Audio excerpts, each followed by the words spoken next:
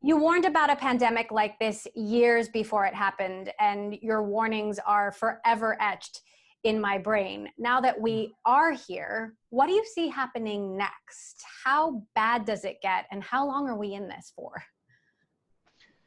Well, fortunately, the innovation in diagnostics, therapeutics, and vaccines will get us largely out of this by the end of 2021.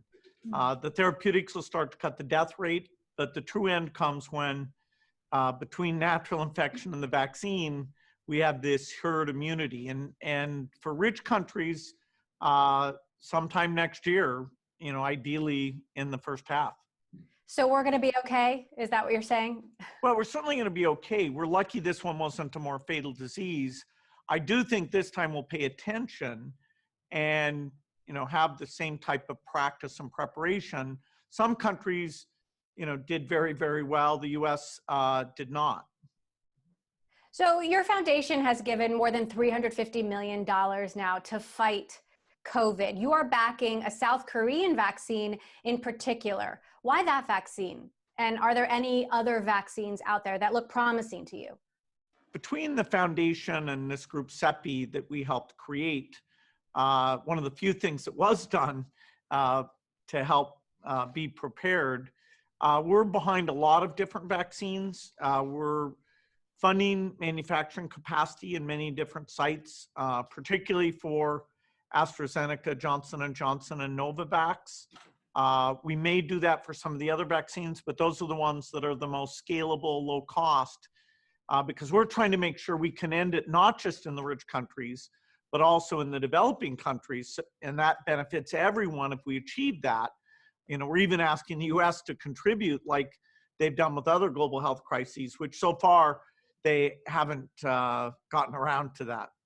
This vaccine from SK Bioscience in particular, is there something that stands out about that one to you? No, that's just in a list. I'd say it's not as early to come as some of the others. We have really a whole portfolio where some of the later ones probably will be even more effective.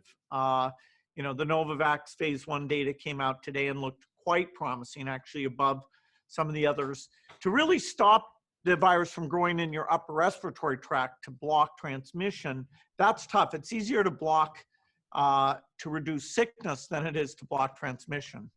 So how confident are you that we will have a working vaccine that can be distributed in mass quantities by the end of 2020? And is it going to be a one and done kind of thing, or is it going to be a seasonal vaccine like the flu shot? Well, the initial vaccine, in terms of its effectiveness against sickness and transmission, won't be ideal. The phase 3 primary endpoint is for 50% effectiveness, and it may not have the long duration that one of the later constructs will. So some of those, particularly the more expensive ones, will mainly be used in the rich countries as a bit of a stopgap. We'd be lucky to have much before the end of the year, but then enough will complete that during the first half of next year, a number are very likely to get approved. And then we need to scale up.